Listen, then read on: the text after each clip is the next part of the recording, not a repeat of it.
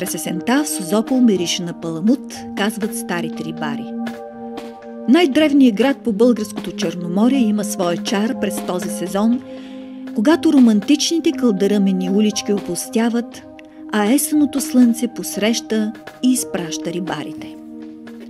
Есента е времето, когато риболовните кораби и лодките се връщат пълни с риба, а собствениците на ресторанти и любители на дарове от морето се струпват на кея в Созопол.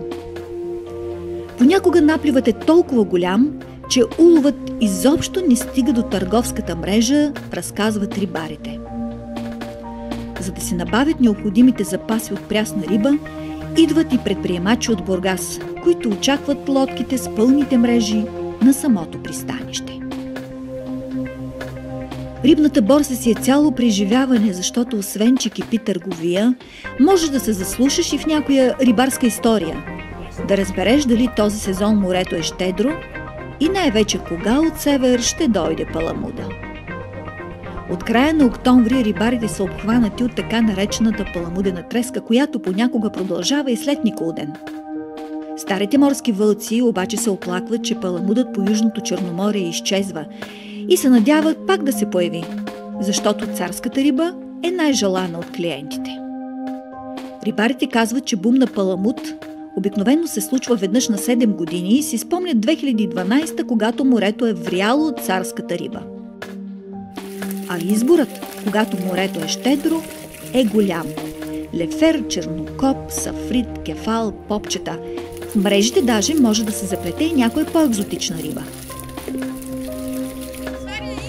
Корабите и даляните, които имат разрешителни за стопански риболов и регистрация по Закона за рибарството и аквакултурите, имат право да продават риба. Част от собствениците на рекетата, риболовните кораби, всъщност имат и фирми за преработка на риби и аквакултури. И камионите директно зареждат фабриките по морето.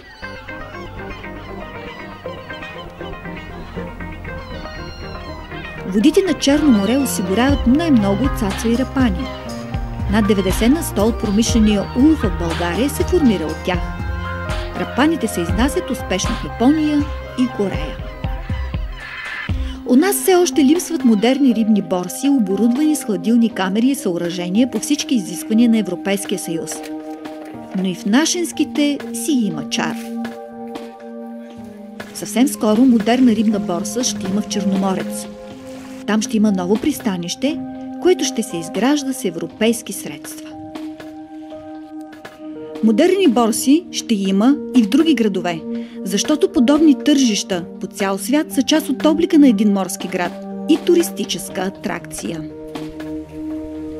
Малко магазинче на крайбрежната улица Созопол също играе ролята на своеобразна рибна борса. Ако закъснеете да посрещнете рибарите рано сутрин, може да си купите прясна риба и от тук.